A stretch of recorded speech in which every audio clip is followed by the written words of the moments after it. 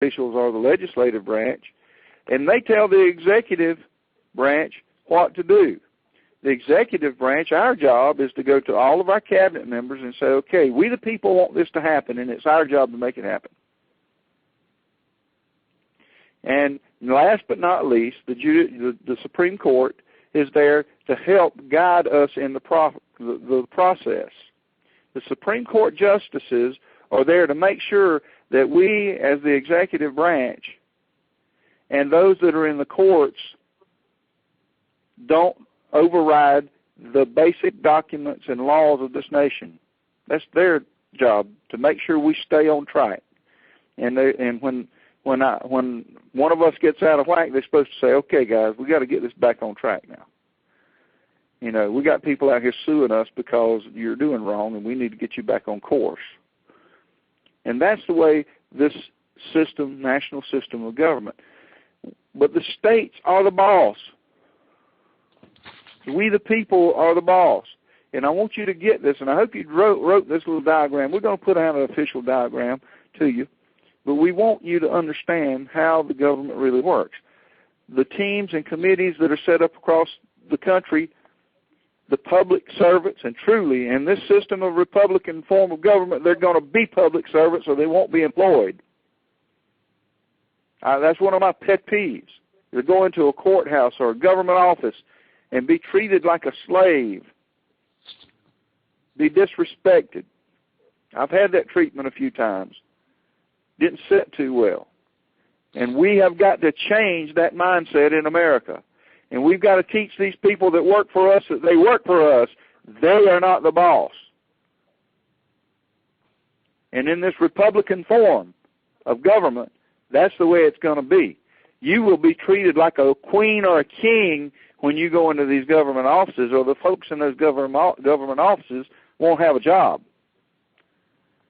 That's the way it's supposed to work. So I want you to understand what we're doing. We're moving you into the self-governance mode. We don't run things. All we do is, as the executive, the president and executives of this government that you approved, we came to you for your approval because we had to. All we're here to do is guide you. We can't tell you what to do. And so, and I get a lot of complaints as well, we don't think that you should tell us what to do. I've never told anybody what to do. We make suggestions, and we hope that you will kind of follow a guideline so we can kind of unify things across the country. But it's ultimately up to you what you want to do. You tell us what to do. But I know that not everybody out there understands how government is structured, and so therefore we put stuff out there for you so you will understand the structure of government. The documents that Nathan are doing are very detailed, and I know that some of you look at them and say, oh, more documents. But the fact is that every one of those documents has a very important place, and it has a very important function to protect your freedoms. That's what every one of those documents is about, are establishing and protecting your freedoms. So that if we ever have an altercation with any of these officials that are bogus out here, these de facto officials out here, we can make our case in a lawful court because we can rebut their presumptions with our documents. We can show them who we are by our documents. We don't just have to tell them. We can show it. We can prove our case. We don't believe we're going to have any trouble. It looks like to me that most of them are ready to hide behind a rock or something right now. I don't know if all of you have been listening to about the arrests. There have been many arrests around the country of public officials for public corruption, bribery, selling their votes, laundering money, mail fraud, and a number of other things. There have been many arrests and many more to come. Something is going on in America.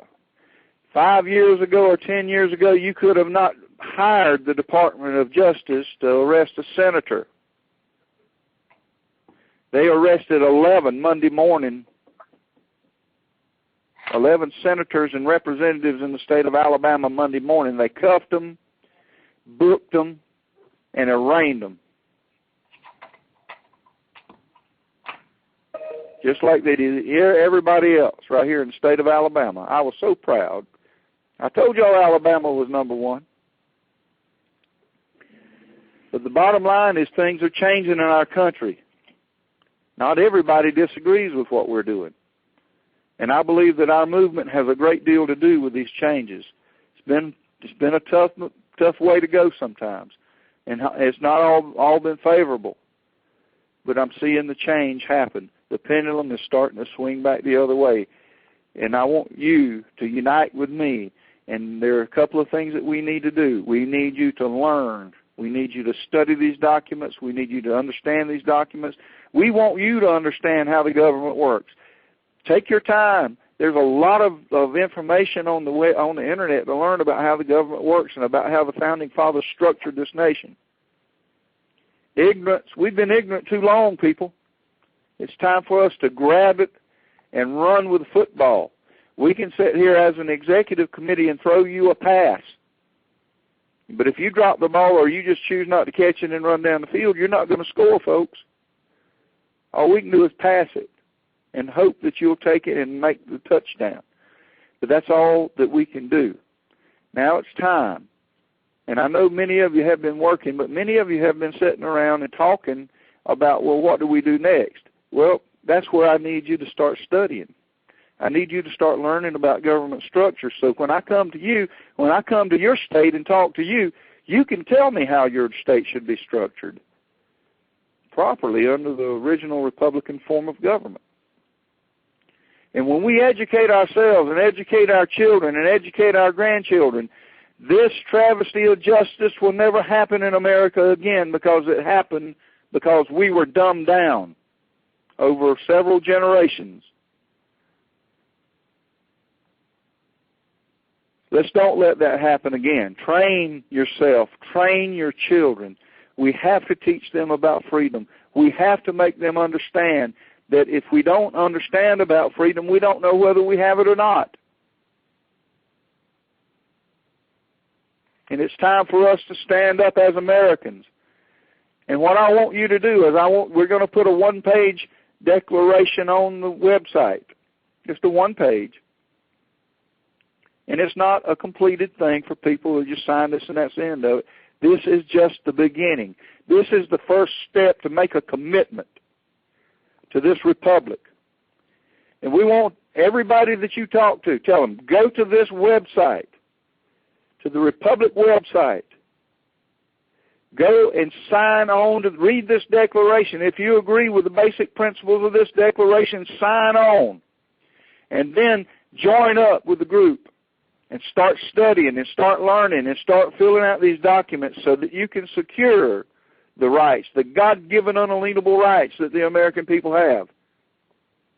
We need millions of Americans to stand up with us now. The world's changing, folks. And we've got the whole world, the eyes of the world are watching us. I got a letter from Canada today. There are groups of people in Canada, all over Canada, saying, Mr. Turner, we want to meet with you. We want to do what you're doing in America. That's exciting, folks. Other nations are starting to catch on. This is going to sweep the whole world. You have started something that is going to change the world. And by standing up and supporting this republic, and by standing up and being an American, and studying and learning and doing all the things and the sacrifice that you have made is changing the world. You should be proud that you're a part of this movement. And for those of you that have been disgruntled and dissatisfied, I need you to start studying and help us. It's not about us governing you. It's about you telling us what you need. You tell us what you want to happen. You give it to your delegates. And your delegates meet and decide.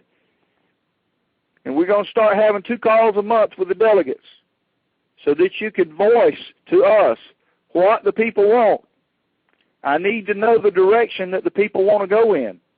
And that's where your delegates come in. You need to be talking to your delegates. We, the people, need to voice their opinion to these delegates and say, this is what we want to happen.